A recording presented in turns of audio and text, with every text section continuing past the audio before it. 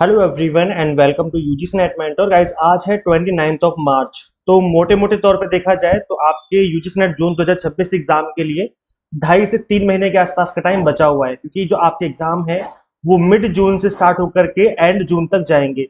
तो अगर देखा जाए तो मोटे मोटे तौर पे 2.5 से 3 महीने के आसपास का आपके पास टाइम बचा हुआ है। जिनके एग्जाम पहले होंगे उनके पास 2.5 महीने का टाइम है, और जिनके एग्जाम बाद में होंगे उनके पास 3 महीने के आसपास का टाइम है approximately.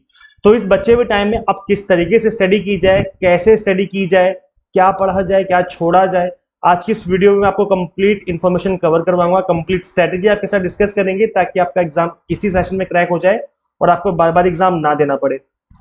So this is about me. जैसे कि आप सभी को पता होगा, अभी तक आपने इस चैनल को सब्सक्राइब नहीं किया है, सो मेक श्योर चैनल को सब्सक्राइब जरूर कर लें ताकि आपको अपकमिंग वीडियोस के सभी नोटिफिकेशन मिलते रहे। गाइस देखो, मैंने इस एग्जाम को मल्टीपल टाइम क्रैक किया हुआ है, तो मुझे अभी पता है, आइडिया अच्छे से कि क्या पढ़ना चाहिए और क्या छोड़ना चाहिए। दोनों ही चीजें समझना और जानना जरूरी है। क्या एक इफेक्टिव स्ट्रेटेजी रह सकती है जिसको कि फॉलो करते हुए आपका एग्जाम क्रैक हो जाए और आपको बार बार एग्जाम में अपीयर ना करना पड़े। तो आज की इस वीडियो को पूरा देखिए एंड तक, आपको हर चीज अच्छे से समझ में आ जाएगी और आपके दिमाग में एक रोड मैप सा बन जाएगा जिसको फॉलो करते हुए आप इस एग्जाम को इजिली क्रैक करके ले जाएंगे। तो ऐसे देखो, पहला क्वेश्चन ये आता है सभी के माइंड में कि कितने मंथ रिक्वायर्ड होते हैं इस एग्जाम को क्रैक करने के लिए, फिर डेली बेसिस पे कितने घंटे की स्टडी की जाए। तो वैसे देखो, इसके आंसर सभी एस्पिरेंट्स के लिए अलग अलग हो सकते हैं। कुछ ऐसे एस्पिरेंट होते हैं जो कि कम टाइम में ज्यादा स्टडी कर लेते हैं, और कुछ ऐसे एस्पिरेंट होते हैं जो कि ज्यादा टाइम लेते हैं और उतनी स्टडी कर पाते हैं जितना उन्होंने टाइम लिया है। कुछ टाइम ज्यादा लेते हैं और स्टडी भी कम कर पाते हैं। तो हर एक कैंडिडेट के अंदर जो कैपेसिटी है पढ़ने की, चीजों को ग्रैब करने की, वो अलग अलग हो सकती है। तो ऐसे कंप्लीटली डिपेंड करता है कि आप किस नेचर के स्टूडेंट हैं। क्या आप कम टाइम में ज्यादा पढ़ लेते हो या आपको ज्यादा टाइम देना पड़ता है उस कंटेंट को कवर करने के लिए। तो ये कंप्लीटली आपके ऊपर डिपेंड करता है। अच्छा, स्टडी को इफेक्टिव बनाया जा सकता है कैसे?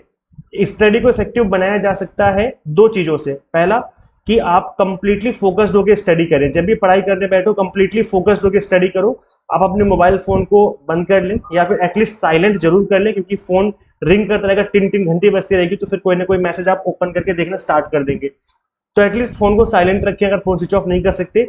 दूसरा, आप अपने माइंड में जो थॉट चल रहे हैं उस थॉट को जितना हो सके उस पर कंट्रोल करिए। बिकॉज कई बार क्या होता है, हमारे माइंड में कुछ ना कुछ चलता रहता है कि मुझे ये भी करना है, मुझे वो भी करना है, मम्मी ने मुझे ये बोल दिया था, पापा ने मुझे ये बोल दिया था, मुझे कल ये करना है, वो करना है। सब कुछ बंद कर दो, अपने माइंड को बिल्कुल शांत कर लो, कंप्लीटली फोकस्ड होकर स्टडी करिए। अगर आप फोकस्ड होकर स्टडी करोगे तो कम टाइम में ज्यादा स्टडी कर पाओगे आप, मतलब 1 से 2 घंटे के अंदर भी आप अच्छा अच्छा खासा कंटेंट कवर कर पाओगे। तो पहला तरीका मैंने बता दिया कि फोकस्ड होकर स्टडी करनी है। दूसरा जो तरीका है कम टाइम में ज्यादा अच्छी स्टडी करने का, वो है कि केवल एग्जाम टारगेटेड कंटेंट को कवर किया जाए। ऐसा कंटेंट कवर करो जो कि इंपॉर्टेंट है, जहां से एग्जाम में क्वेश्चन बनने के बहुत सही ज्यादा चांसेस होते हैं। इनफैक्ट अगर कोई ऐसा टॉपिक भी कवर कर रहे हो तो सिर्फ उतना ही पढ़िए जितना कि एग्जाम के लिए रेलेवेंट है। जैसे एग्जांपल के तौर पे अगर मैं आपको एग्जांपल दूं, जैसे कि मैं हमेशा एग्जांपल देता भी हूं कि रिजर्व बैंक ऑफ इंडिया है, तो सपोज करो एग्जाम में ये पूछा जाता है कि आरबीआई के स्टैब्लिशमेंट ईयर्स क्या है, आरबीआई के फंक्शंस क्या हैं, आरबीआई के ऑब्जेक्टिव्स क्या हैं। जनरली यहीं से क्वेश्चन बनते हैं। लेकिन आप अगर पढ़ने बैठ जाओ कि आरबीआई के एक्ट के अंदर क्या लिखा हुआ है, या आरबीआई के अंदर जो बिल्डिंग है उसमें कितने फ्लोर बने हुए हैं, तो ये बिल्कुल इररिलेवेंट हो गया। मतलब ये आपकी नॉलेज के लिए तो आप पढ़ सकते हो, लेकिन एग्जाम में इससे क्वेश्चन नहीं बनने। तो कहने की बात यह है कि आप उतना पढ़िए जितना एग्जाम के लिए इंपॉर्टेंट है। तभी मैं कहता हूं हमेशा कि एग्जाम टारगेटेड स्टडी करिए। एग्जाम टारगेटेड स्टडी करने का मतलब ये होता है कि उतना ही पढ़िए जितना एग्जाम के लिए इंपॉर्टेंट है। केवल वो टॉपिक पढ़िए, वो कंटेंट कवर करिए जो एग्जाम के लिए इंपॉर्टेंट है। इससे क्या होगा, आप मिनिमम टाइम में, यानी कि कुछ आवर्स के अंदर ही मैक्सिमम कंटेंट पढ़ लोगे। और गाइस बिलीव मी, जितने भी मेरे एस्पिरेंट्स अभी लास्ट सेशन में पास आउट हुए हैं, एक कैंडिडेट का 99.9 परसेंटाइल तक स्कोर आया है। मैंने इंटरव्यू भी कंडक्ट किया था, आप चैनल पे देख करके विजिट करके इंटरव्यू भी देख सकते हैं। तो गाइस देखो, यहाँ पर इस एस्पिरेंट ने भी यही कहा था कि सर आपका जो कंटेंट था, आपका जो पढ़ाने का तरीका था, वो केवल टू द पॉइंट था और एग्जाम टारगेटेड था, जिसको फॉलो करते हुए हमने मिनिमम टाइम में मैक्सिमम आउटपुट जनरेट किया और हम सभी चीजें इजीली समझ में आ गई। तो इसलिए हमेशा मेरा फोकस रहता है कि मैं आपको कंप्लीटली टू द पॉइंट और एग्जाम टारगेटेड ही पढ़ाऊं। इसके अलावा एक और स्ट्रेटेजी जिसको कि आप फॉलो कर सकते हो इस बचे हुए टाइम में, जो कि 2.5-3 महीने का आसपास का टाइम बचा हुआ है, कि आप इजी यूनिट्स को पहले करो। ऐसा इसलिए क्योंकि जैसे आप इनको पहले करोगे तो पहली बात तो ये जल्दी से समझ में आ जाएंगी, आपको जल्दी से फिनिश हो जाएंगी, आप मतलब इसको आप जल्दी से जल्दी फिनिश कर सकते हो। जैसे एग्जाम्पल के तौर पे अगर आपको मैथ इजी लगती है, एग्जाम्पल के लिए कुछ स्टूडेंट्स को मैथ टफ लग सकती है, तो अगर आपको मैथ इजी लगती है तो पहले आप मैथ की प्रैक्टिस कर लो। या अगर आपको लगता है कि मुझे टीचिंग या ट्यूड या फिर रिसर्च इजी लगता है, या मुझे हायर एजुकेशन इजी लगता है, तो पहले आप इन यूनिट्स को फिनिश कर लो, उसके बाद आप टफ वाली यूनिट्स को उठाओ। इससे क्या होगा, आपके माइंड में ये होगा कि एटलीस्ट मैंने 10 यूनिट में से 5 यूनिट खत्म कर ली जो कि इजी वाली थी, मतलब 50% मैंने पढ़ लिया पेपर, अब बस 50% ही बचा हुआ है। तो एक माइंड में एक रिलैक्सेशन आता है कि हाँ इतना तो मैंने कर लिया है, अब इतना बचा हुआ है, चलो मैं इसको भी कवर कर लूंगा तो मेरा एग्जाम हो जाएगा। तो आप इस तरीके से कर सकते हो, इससे आपके अंदर मोटिवेशन भी आती है कि हाँ मैंने इतना कर लिया अचीव, अब मुझे इतना अचीव करना और बाकी है। तो एक अचीवमेंट वाली जो फीलिंग है वो आपके अंदर आती है। तो आप इस चीज को फॉलो कर सकते हो कि आप इजी यूनिट्स को पहले कर सकते हो और टफ यूनिट्स को बाद में कर सकते हो। लेकिन ऐसा मत करना कि कुछ यूनिट करते करते ही आपका एग्जाम का टाइम आ गया। हर एक यूनिट का टाइम फिक्स कर दो कि मुझे एक यूनिट को 3 दिन के अंदर खत्म करना है, ताकि मुझे बाकी रिमेनिंग यूनिट्स जो है उनके लिए टाइम बचे। तो इस तरीके से डेज फिक्स कर दो कि मुझे इससे ज्यादा इस पर्टिकुलर यूनिट को नहीं देने हैं। इसके अलावा गाइस जो कि एक ऐसा रामबाण इलाज है, ये मतलब एक ऐसी संजीवनी बूटी है कि चाहे बच्चा कितना भी वीक क्यों ना हो, एक एस्पिरेंट कितना भी वीक क्यों ना हो, इसको अगर कर लेता है तो उसके अंदर जान आ जाती है। प्रिपरेशन उसके अंदर, उसकी प्रिपरेशन के अंदर जान आ जाती है।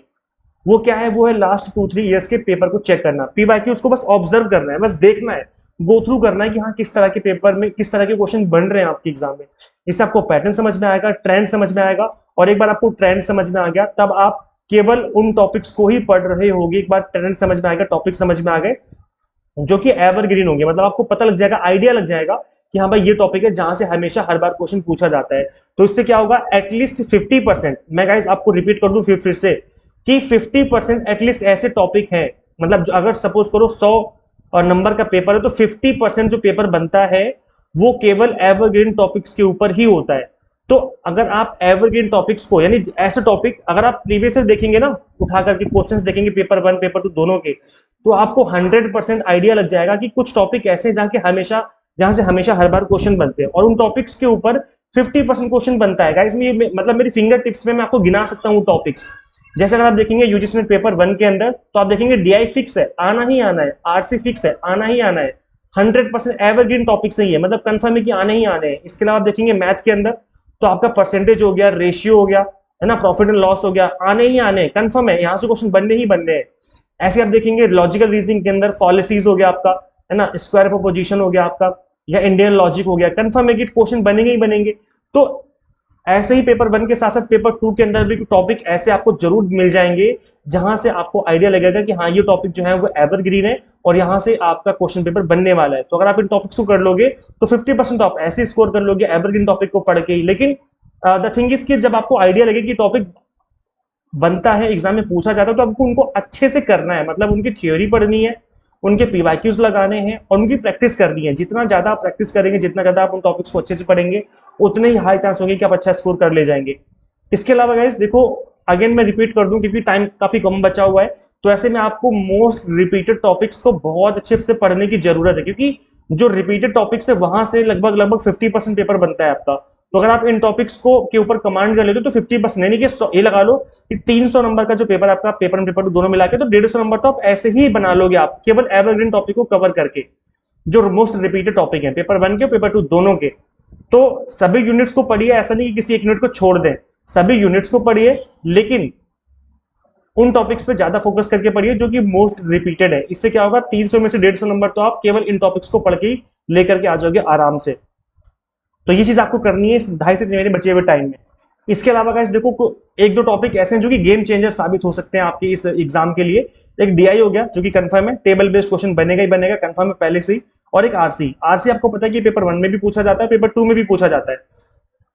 तो आरसी सॉल्व करने की कुछ ट्रिक्स होती हैं, अगर आप उन ट्रिक्स को सीख लोगे तो पेपर 1 के अंदर भी आप आरसी सॉल्व कर पाओगे, पेपर 2 के आरसी भी आप इजीली सॉल्व कर पाओगे। तो गाइस देखो, आरसी और डीआई दोनों की ही ट्रिक्स जो हैं उनको सीखना और समझना बहुत जरूरी है, नहीं तो आप अच्छा स्कोर करने में ये जो टॉपिक है वो आपकी हेल्प नहीं करेंगे फिर। तो आपको ट्रिक्स के साथ इन दोनों ही टॉपिक को मैंने समझाया हुआ है कैसे सॉल्व करना चाहिए, इनफैक्ट मैंने पीवाईक्यूज तक सॉल्व करके दिखाए हुए हैं ट्रिक्स के साथ। तो इन दोनों ही क्लासेस के लिंक, यानी डीआई की क्लासेस के लिंक और आरसी क्लासेस के लिंक मैं डिस्क्रिप्शन बॉक्स में कमेंट बॉक्स में पिन कर दूंगा। तो मेक श्योर गाइस आप इन दोनों टॉपिक की क्लासेस को जरूर देखिए, यूट्यूब पर फ्री में अवेलेबल है, आप इन क्लासेस को जरूर देखें मेरी सजेशन पे, इससे आपको जो ये दोनों टॉपिक है बहुत अच्छे से कवर हो जाएंगे।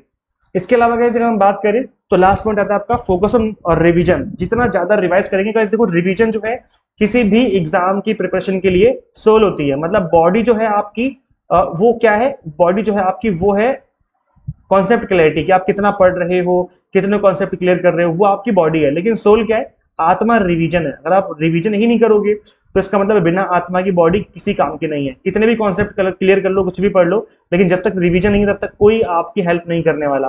तो इसलिए रिवीजन बहुत जरूरी है। प्रॉपर तरीके से रिवीजन करते रहिए, सभी यूनिट्स की प्रैक्टिस करिए, एमसीक्यूज एंड मॉक टेस्ट लगाइए। बिकॉज एग्जाम आपके ऑनलाइन कंडक्ट होते हैं तो मॉक टेस्ट लगाना बहुत जरूरी है। तो मॉक टेस्ट से आपका हाथ भी बैठता है, प्लस साथ में प्रैक्टिस भी होती रहती है। तो पीवाईक्यूज हैं, एमसीक्यूज हैं, मॉक टेस्ट जो भी मिले प्रैक्टिस करते रहो और इससे आप परफेक्ट बनते चले जाओगे। अब देखो टाइम टाइम काफी कम बचा हुआ है, 2.5 से 3 महीने के आसपास का टाइम बचा हुआ है। तो ऐसे में हमने आप सभी के लिए 3 मंथ के exam targeted to the point, इधर उधर की बातें नहीं, केवल to the point exam targeted courses हमने आपको अवेलेबल करवाए हैं। और अभी केवल अभी रामनवमी ऑफर भी चल रहा है। आज लास्ट डे इस ऑफर का, क्योंकि एक दिन के लिए हमने इसको एक्सटेंड कर दिया था। आज लास्ट डे है, आप आज रात 12 बजे तक इस ऑफर को और अवेल कर सकते हो। उसके बाद ऑफर एक्सपायर हो जाएगा। डबल धमाका ऑफर चल रहा था, flat 20% discount plus free mock test सभी कोर्सेज के अंदर आपको मिल रहे हैं। तो आप 3 मंथ वाले कोर्सेज में आंख बंद करके एनरोल कर लो जितना जल्दी हो सके, क्योंकि इससे क्या होगा, आपको टू द पॉइंट और एग्जाम टारगेटेड कंटेंट मिलेगा कोर्स के अंदर। हम आपको पेपर 1 पढ़ाते हैं, commerce management and political science भी पढ़ाते हैं। आप चाहे तो कॉम्बो कोर्स में भी इनरोल कर सकते हैं। RAM20 is the coupon code, जैसे अप्लाई करेंगे फीस आपकी ऑटोमेटिकली रिड्यूस हो जाएगी। तो गाइस इनरोल करके जो अपनी प्रिपरेशन है वो स्टार्ट कर लीजिए। कंप्लीट कंटेंट आपको बायलिंगुअल मिल जाता है, 100 mock test and PDF notes मिल जाते हैं, जिसके थ्रू आप मल्टीपल टाइम रिवीजन और प्रैक्टिस कर सकते हैं। गाइस देखो ये एग्जाम इतना भी टफ नहीं जितना एस्पिरेंट समझते हैं। अगर आप अच्छी स्ट्रेटेजी के साथ एग्जाम टारगेटेड कंटेंट पर फोकस करके स्टडी करते हो इस बचे हुए टाइम में, जितना भी टाइम बचा हुआ है, तो भी आप एग्जाम क्रैक कर सकते हैं। कोई बड़ी बात नहीं है, बस आपको मेहनत करने की जरूरत है। अगले 2.5 से 3 महीने में अगर आप मेहनत करके स्टडी करते हो तो डेफिनेटली आप इस एग्जाम को क्रैक कर ले जाओगे। करना क्या होगा, आपको सिंपली गूगल प्ले स्टोर से एग्जाम मेंटर ऐप इंस्टॉल कर लेनी है। अगर आप एक iOS यूजर है तो उसका लिंक हमने आपको अलग से इसी वीडियो के description box and comment box में अवेलेबल करवा दिया है। तो कंप्लीट कंटेंट हमारा इसी ऐप में अवेलेबल है। तो फटाफट से इस ऐप को इंस्टॉल कर लीजिए और जो अपनी प्रिपरेशन एग्जाम टारगेटेड स्टार्ट कर लीजिए। So thank you. Share this video with all UGC-NET aspirants and subscribe for UGC update and assistant professor job related updates. Guys, इस वीडियो में इतना ही, मिलते हैं फिर नेक्स्ट वीडियो में। Thank you.